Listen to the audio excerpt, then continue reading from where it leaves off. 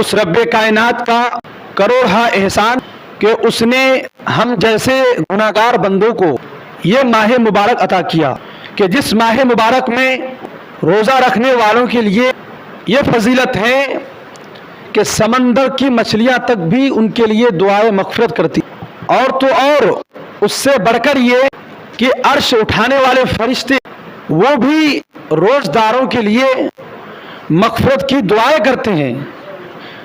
ایک تو یہ ہے کہ فرشتے کسی کی دعا پر آمین کہیں اور اللہ ان کی دعا قبول فرما لے تو اس بندے کا کیا کہنا۔ لیکن اس مہینے میں روزداروں کے لیے اتنی فضیلت ہے کہ فرشتے خود اللہ کے فرشتے جو ہے وہ دعائے مغفرت کرتے، تو پھر اس بندے مومن کا کیا کہنا۔ تو اس ماہ مبارک کی جو فضیلتیں ہیں، جو برکتیں ہیں، ہم اور آپ اس کو کیا جانیں۔ اللہ کے محبوب علیہ السلام ارشاد فرماتے ہیں کہ جب یہ ماہ مبارک آتا ہے تو اس ماہ مبارک کا ادب و احترام ہی کا یہ نتیجہ ہے۔ اس ماہ مبارک کا ادب و احترام اتنا زیادہ ہے کہ خود اللہ رب العزت اس کے ادب و احترام کی بنیاد جنت کے دروازوں کو کھول دیتا ہے، جہنم کے دروازوں کو بند کر دیتا ہے، شیطانوں کو زنجیروں میں جکڑ دیا جاتا ہے، سرکس جنات کو قید کر دیا جاتا ہے۔ تو یہ ماہ مبارک کا ادب و احترام ہی تو ہے۔ ہم کہ ہمارے اندر اس ماہ مبارک ادب و احترام ہمارے سینوں میں ہے یا نہیں ہے؟ ہم اس ماہ مبارک کا ادب و احترام کرتے ہیں یا نہیں ہے؟ اس ماہ مبارک کی عظمت اور اس کی فضیلت ہمیں معلوم ہے یا نہیں ہے؟ کیا صرف ہم نے اس ماہ مبارک میں بھوکے رہنے کو ہی اس کا ادب جانا؟ کیا اس ماہ مبارک میں پیاس سے تڑپنے کو ہی ہم نے سمجھا کہ یہ مہینہ مبارک ہے؟ نہیں، بلکہ یہ وہ مہینہ ہے کہ جس میں انسان اللہ کی خاطر، اللہ اس کے رسول کو خوش کرنے کے لیے، اللہ اس کے رسول کو راضی کرنے کے لیے پیاس کی شدت برداشت کرتا ہے، بھوک کی شدت برداشت کرتا ہے۔ یہ کیسی پیاس ہے، یہ کیسی بھوک ہے کہ انسان کے پاس کھانے کو بھی ہے، انسان کے پاس پینے کو پانی بھی ہے، لیکن نہیں، وہ روزے کی حالت میں دن بھر بھوک اور پیاس سے تڑپ رہا ہے، عصر کا وضو کر رہا ہے، لیکن منہ میں پانی رکھنے کے باوجود بھی ایک گھونٹ کہیں حلق سے نہ چلا جائے، وہ اس بات کا بھی احتیاط کرتا ہے۔ وہ کیوں؟ کیا اس لیے کہ ہمارے پاس پانی نہیں ہے؟ کیا اس لیے کہ ہمارے پاس کھانے کو کچھ نہیں ہے؟ نہیں، یہ ایک قسم کی، یہ ایک مخصوص بھوک ہے، یہ ایک مخصوص پیاس ہے جو صرف اللہ اور اس کے رسول کو راضی کرنے کے لیے ہے۔ تو اب ہمیں دیکھیں کہ ہم نے جو پیاس اور بھوک کی شدت برداشت کر رکھی ہے اس مہینے میں، اس میں ہمارا کچھ فائدہ ہو رہا ہے؟ کیا صرف پیاس اور بھوک کی شدت برداشت کرنا ہی روزہ ہے؟ نہیں، بلکہ بھوک اور پیاس کی شدت برداشت کرنے کے ساتھ ساتھ ہم اپنے آنکھوں کی حفاظت بھی کریں، ہم اپنے دل کی صفائی پر بھی دھیان رکھیں، ہم اپنے سوچ اور فکر پر بھی نظر رکھیں کہ کہیں ہماری سوچ میں کہیں برائی تو نہیں آ رہی ہے، کہیں ہماری سوچ میں گندے خیالات تو نہیں آ رہے ہیں۔ یہ روزہ صرف پیٹ کا نہیں، یہ روزہ تمام جسم کا ہوتا ہے، پیروں کا بھی روزہ ہوگا۔ اس کا مطلب ہوگا کہ آپ ان پیروں سے ایسی جگہوں میں نہ جائیں جس میں جانے سے منع فرمایا ہے۔ آپ کا روزہ وہ ایسی ہوگا کہ جس میں جن چیزوں کو اللہ اور اس کے رسول نے دیکھنے سے منع فرمایا ہے آپ ان چیزوں کو نہ دیکھیں۔ ہاتھ کا روزہ یہ ہوگا کہ ہم ان ہاتھوں سے کسی کو تکلیف نہ دیں۔ تو حضرات یہ مہینہ بہت ہی عظیم الشان مہینہ ہے، غم خاری کا مہینہ ہے، بھائی چارگی اور ہمدردی کا مہینہ ہے، پیار اور محبت کرنے کا مہینہ ہے۔ یہ مہینہ اجتماعی زندگی گزارنے کا مہینہ ہے۔ یہ روزہ ہمیں بہت ساری چیزوں کی تربیت کر جاتا ہے۔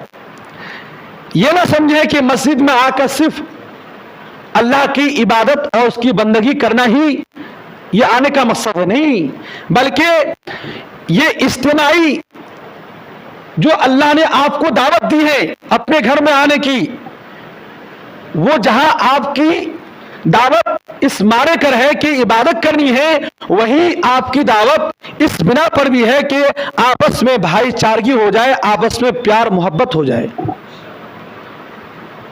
تو یہ مہینہ بھائی چارگی اور محبت کا مہینہ ہے۔ یہ مہینہ صبر کا مہینہ ہے، صبر کا بدلہ جنت ہے۔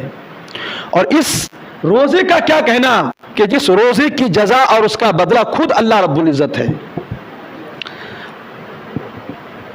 اور فرماتے ہیں اس مہینے میں جس نے ایک روزے دار کو افطار کرایا، من فطر فیہ صائما، حضور فرماتے ہیں اگر کسی نے روزے دار کو افطار کرایا تو اس افطار کرنے کی بدولت جس نے روزہ دار کو افطار کرایا ہے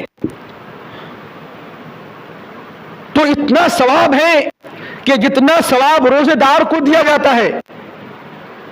اب فرماتے ہیں کہ اگر یہ نہ سوچے کہیں کہ اگر مجھے کسی نے افطار کرایا، روزہ دار کہیں یہ نہ سوچے کہ اگر مجھے کسی نے روزہ افطار کرایا تو میرے ثواب میں کمی رہ گئی، میرا ثواب کم ہو گیا، نہیں، حضور نے ارشاد فرما دیا، اس وہم کو بھی ختم کر دیا، فرمایا نہیں ایسا نہیں ہوگا، بلکہ اگر کوئی تمہیں ایک مسلمان سنی صحیح العقیدہ اگر تمہیں روزہ افطار کرائے تو بلا کسی سوچ و سمجھ کے، بلا کسی سوچ و بچار کے آپ ان کے کھانے میں شریک ہو جانا اور ان کے کھانے سے افطار کر لینا۔ کہیں یہ نہ سوچنا کہ اگر ہم نے ان کا کھانا کھا لیا تو میرا ثواب کم ہو جائے گا، نہیں، بلکہ اللہ کے رسول نے فرمایا کہ جتنا ثواب روزے دار کو دیا جاتا ہے اتنا ہی ثواب اس افطار کرانے والے انسان کو بھی دیا جاتا ہے۔ اب جب حضور نے یہ ارشاد فرمایا تو صحابہ کرام عرض کرنے لگے یا رسول اللہ، یہ تو ہم میں سے سب کے اندر طاقت نہیں ہے جو روزہ دار کو افطار کرائے، ہمارے پاس تو اتنے روپے پیسے اتنی مالداری نہیں ہے، ہم کیسے کسی روزہ دار کو افطار کرائیں۔ صحابہ کرام نے کے ذوق نے انگڑائی لی اور ان کی محبت نے آپ کی بارگاہ میں یہ سوال کرنے پر مجبور کیا کہ یا رسول اللہ، یہ تو سب کے اندر طاقت نہیں ہے، ہر کوئی کسی روزہ دار کو افطار نہیں کرا سکتا ہے۔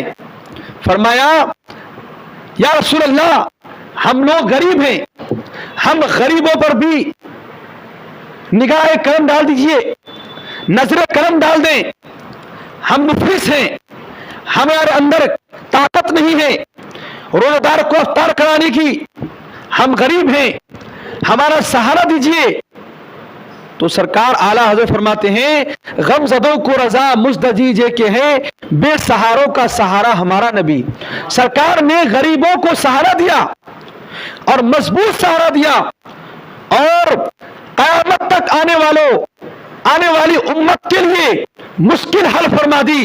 اور آقا نے ارشاد فرمایا اے میرے صحابہ، اے میری امت کے غریبوں، اے مفلسوں، اے کمزوروں، میں نے جو یہ ثواب ذکر کیا ہے کہ اللہ اس شخص کو اتنا ہی ثواب دیتا ہے جتنا ثواب کے روزہ دار کو دیا جاتا ہے، تو یہ کوئی ضروری نہیں ہے کہ ان کے پاس کھانے پینے کی چیزیں ڈھیر لگاؤ اور جو پھل فروٹس ہیں وہ ذخیرے اور انبار لگاؤ، نہیں، بلکہ اگر کسی نے ایک گھونٹ پانی بھی پلا دیا ہے، ایک گھونٹ دودھ بھی پلا دیا ہے، ایک کھجور سے کسی نے کسی کو افطار بھی کرا دیا ہے، تو یہ ثواب بھی اس کو بھی اللہ رب العزت عطا فرمائے گا۔ اور کسی نے اگر کسی روزہ دار کو شکم شیر پیٹ بھر کے روزہ افطار کرایا، اس کا مقام، اس کا مرتبہ الگ ہے۔ فرماتے ہیں اللہ کے رسول نے شاید فرمایا کہ اگر کسی نے کسی روزہ دار کو پیٹ بھر کے کھانا کھلایا تو اللہ کل قیامت کے دن میرے حوض کوثر سے اس کو اتنا پلائے گا کہ قیامت میں جنت میں داخل ہونے تک اس کو پیاس بھی نہیں لگے گی۔ تو ہم نے جو ضرورت کی چیزیں ہیں اس کو ہم نے مقصد بنا لیا ہے، اور جو ہمارا مقصد ہے اس کو ہم بھول بیٹھے ہیں۔ ہمارا مقصد کیا ہے؟ دنیا میں آئے، دنیا آخرت کی کھیتی ہے، دنیا یہ آخرت کے لیے تیاری کرنے کا سنہرا موقع ہے۔